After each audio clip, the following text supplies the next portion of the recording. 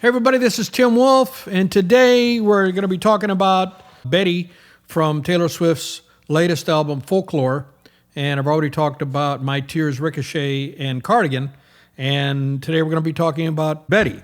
Betty was one of the singles off of the album. We're going to be getting into what we know from Taylor herself, what she said about what the song is about, and also how the song ties in with some of the other songs. There's a trilogy on the album, which you may have heard of, and we're going to talk about some of the technical aspects of the song, the rhyming scheme, and things like that. So, hi, I'm Tim Wolf, and I'm a Nashville singer-songwriter. You can listen to some of my music down below. In fact, there's a link down below where you can download two of my recent singles, Born in South Dakota and Castle Builder Cards, and there's also another link where you can listen to some of my music on Spotify. So you can check that out. Anyway, so Betty from Taylor Swift. So this song was released to the world at the CMAs, and when she played it live with just her with acoustic guitar, but there was some backing musicians off to the side. And that single, that this year, September of this year, it was released to the world. So Betty received its worldwide debut to the world at the 55 Academy of Country Music Awards in Nashville, of course, at the Grand Ole Opry House on September 16th of 2020. And it was her first performance at the country show in 7 years, or at any country show in 7 years. So she was seated in front of a glowing light with just her acoustic guitar, although there was some harmonica and maybe some other instruments off the side, but definitely a harmonica that was being played prominently, which is on the original recording. And so it correlated with that really nicely. She was wearing Stella McCartney dress. Paul McCartney's daughter, of course, according to the article, said did her own hair, makeup, and styling. And the next day, that song was released on streaming and digital platforms. The acoustic version. 2 days later, my apologies, because she did that on September 16th. And then on the 18th, then the Gibson guitar that she was playing, she auctioned off at Christie's Auction House as part of the Academy of Country Music's COVID-19 Relief Fund. So that was how the song was introduced to the world. And then the album Folklore was released, and Betty was one of the singles, and Cardigan was the lead single, and it went to number one on the Hot 100 the first week. And it's the first time ever that someone has premiered on both an album being on top of the Billboard 200, which is the album chart, and also at the same time with a song off that album premiere at number one on the Hot 100. That's never been done before, and she did that with this album and with Cardigan. Now, Betty was in one of the other singles that was released. I think there were 4 singles from the album that were on the charts on the Hot 100 all at the same time, and the peak position for Betty was 42. So it wasn't one of the higher performing ones. Cardigan was number one, and some of the others were higher. And actually, talking about Folklore, it was recently, Folklore was number one on the Billboard 200, and fell down from being number one almost after only 1 week. But in recent weeks, it reappeared at number one on the Billboard 200. So that shows the staying power. And of course, Taylor is in the running for Album of the Year at the Grammys next year. The ceremony will be in the early spring, and unless COVID messes that up, but she's in the running for Album of the Year, and which would be historically her first, or she'd be the first female ever to win 3 Album of the Year awards. And she'd be the 4th person, but the other 3 were all men. So she's in the running. A lot of people are talking about it, and I did a video about that as well. So anyway, Betty, it's about according to Taylor was quoted as saying that it's about a young 17-year-old young man who lost the love of his dreams. And Taylor talked about how it was fun taking on another person's persona. And, it's not completely unusual, but it's not very typical that someone will sing a song that is obviously suited for someone in another gender and taking on that, like a woman singing a song for a man, a song that is definitely about a man. But it's not uncommon. It's not never heard of, and especially today with gender fluidity, and there are more than two options on some places, on some websites and some forums to fill out your gender. So I guess today anything goes. But Taylor did say, even though there has been some guessing that this was about a same-sex love triangle, that Taylor specifically said that the protagonist or antagonist, depending on your view of this song, was a young teenage boy. So the song is part of three songs on the album that are part of a trilogy of a love triangle, if you will. And those three songs are Cardigan, which was number one, Betty, and August is the other one. And they're all from the perspective of the individual. So it's a Betty who sings about the fact that she had a lover who she thought she was just a cardigan discarded under her bed, and the lover comes back to her and shows up on her front step. And it's not clear, although I was studying the lyrics, it seems to me that what happened after James showed up on Betty's front step and she was having a party, what happened, my best guess, and I have no inside information, but just reading the lyrics, it appears from the lyrics of Cardigan that relationship continued on, and she accepted his pleas for her to forgive him, because she said, you put me on, I was a discarded cardigan, but you put me on and said I was your favorite. So that implies to me that she was receptive of his desires to ask for her forgiveness. And there are critics who say that the character James is kind of a cad because he really doesn't own up. Basically, what happened is in the summer there was a party, maybe it was a prom dance in this fictional story, and there was a dance, and Betty was dancing with someone, and he said that he hated crowds, and I saw you dance with someone else, so he left and he wasn't there, even though her favorite song was playing. And there was even reference to the fact that his excuse was he has agoraphobia, which is not feeling safe in closed spaces. And I wouldn't go that far. He said he didn't like crowds. So essentially what happens is that he's at this dance and Betty's favorite song is playing and she's dancing with another guy, and he says he doesn't like crowds. I don't like crowds. And so he apparently left. He had to have been there to have seen her dance with another guy. And that was kind of the end. They must not have been in too strong of a relationship.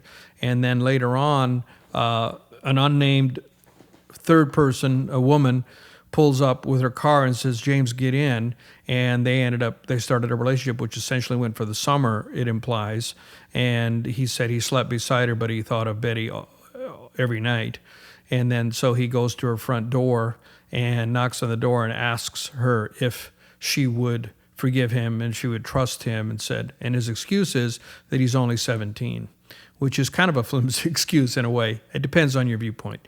We do make stupid decisions when we're younger. I certainly did, and I still probably make stupid decisions, but I hopefully make a lot less than I did when I was 17.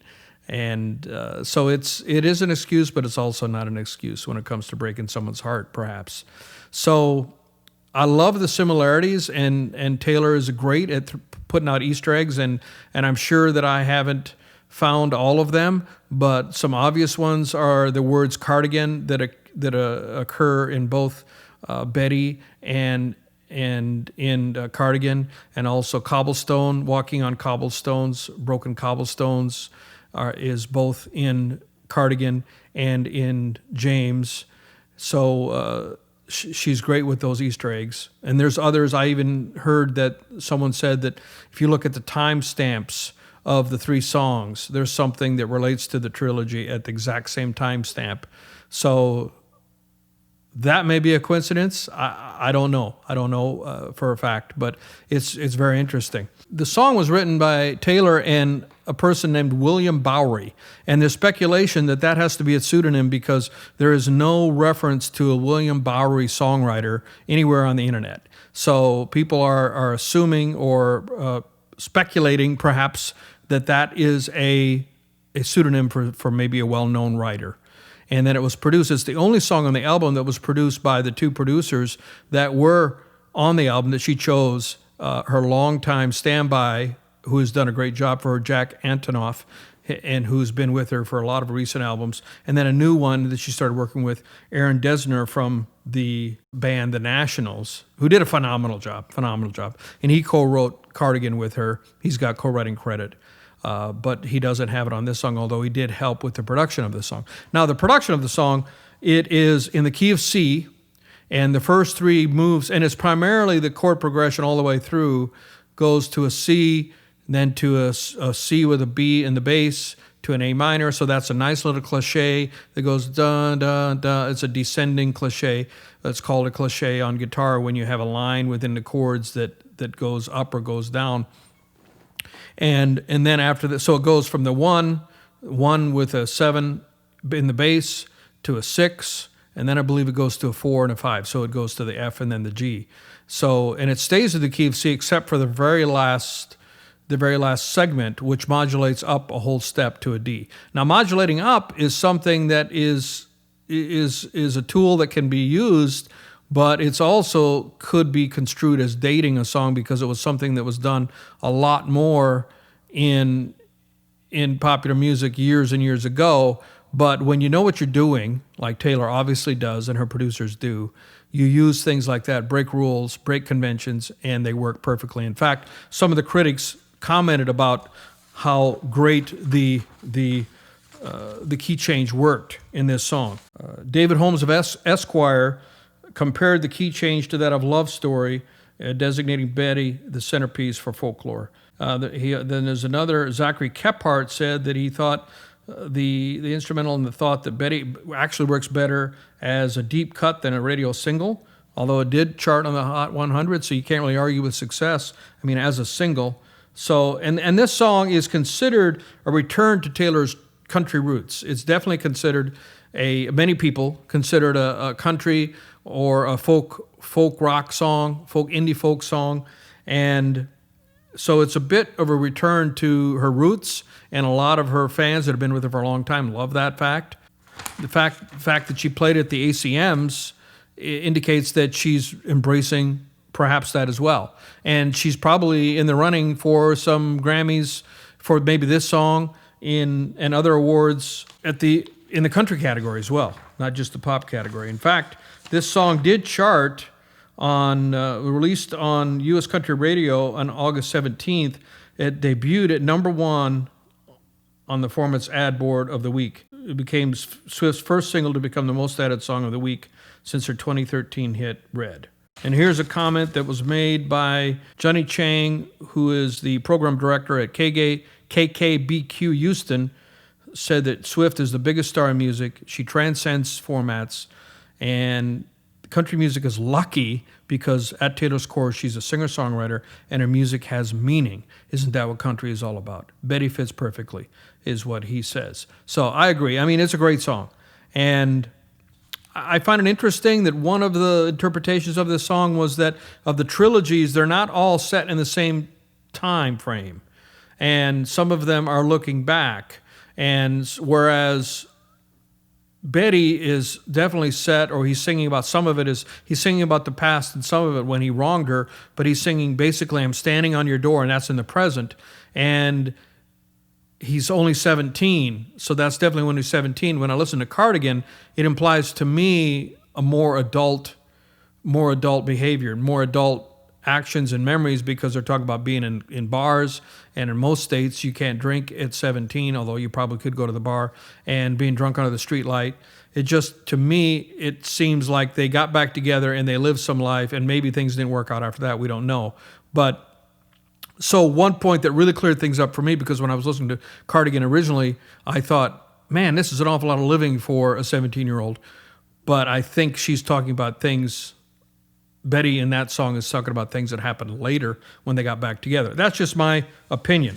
If you have a different opinion, I'd love to hear it. Please put it in the comments below. I love to read the comments on these videos from Swifties. I love the passionate embrace and analysis of her songs. So anyway, more about the composition. I said it's in the key of C. It's a moderate tempo of 96 beats per minute. And Taylor's vocals, it's really not that challenging of a song to sing. It's only an octave. It goes from G3 to G4. But great songwriting doesn't have to be a screamer or reach for the skies and have great range. I mean, if you're a great songwriter, you can write a great song that is only an octave span in the vocal range. The chord progression pretty much stays the same all the way through the whole thing, except for when it gets to the bridge. It's all that one with the 7 in the bass to the 6, and then the 4, then the 5. That repeats over and over, both verses and choruses. And then as far as the production goes, again, it was produced by Jack Antonoff and Aaron Dessner. It has a lot of instruments on it. It's been described as a country and folk rock tune, and it has a multitude of guitars: acoustic, electric, pedal steel, lap steel, high string, and bass guitars, and other instruments such as a harpsichord, vibraphone, saxophones. I couldn't hear the saxophone. I would really have to listen hard, maybe put my headphones on and listen to it. Drums, percussions, mellotron, and a Wurlitzer electric piano. The mellotron, I wonder if they used an actual vintage mellotron. A mellotron was invented probably in the 40s. Well, the original instrument preceding the mellotron was invented in the 40s by a man from Wisconsin, and I think Goodlin was his name. And it's basically a keyboard it's the first sampling keyboard. It has tape in it of recorded pieces of like horns or what other instrument you'd want. And then by hitting the key, you activate that tape. And it's a very primitive early method of sampling. And then it was very difficult to manufacture. And then they came out with the mellotron, and it was used in a lot of Beatles albums in the 60s.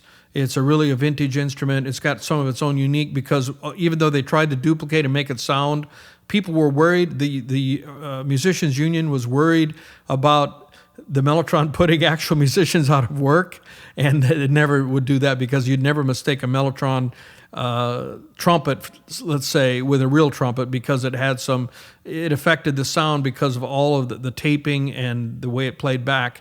But that effect ended up being a pleasing effect that people sought after, so people used the mellotron for that kind of an effect. And I'm just curious if they used an actual mellotron machine, if they used the computerization version of it. Just curious as a producer and songwriter myself. So anyway, that's all I got on Betty from Taylor Swift. I think it's a great song. I love the interplay and the deep dive you can do on her lyrics and an entire album. I love this album, as I said in my other videos, and I truly hope she wins Album of the Year.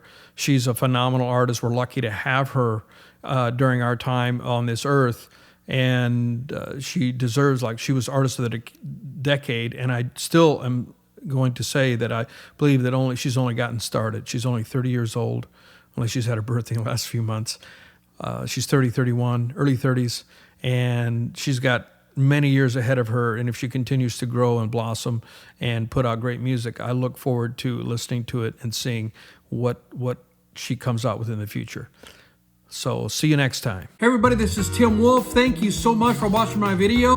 Please go to the link down below in the description. There's a Bitly link. Listen to my music at Spotify. I appreciate it very much. It means a lot to an artist if you follow them. If you would be kind enough to like the video if you enjoyed it and share it with your friends. Finally, be sure to subscribe. And then also there are other videos on this screen that you can watch. And I'll see you next time. Thank you so much.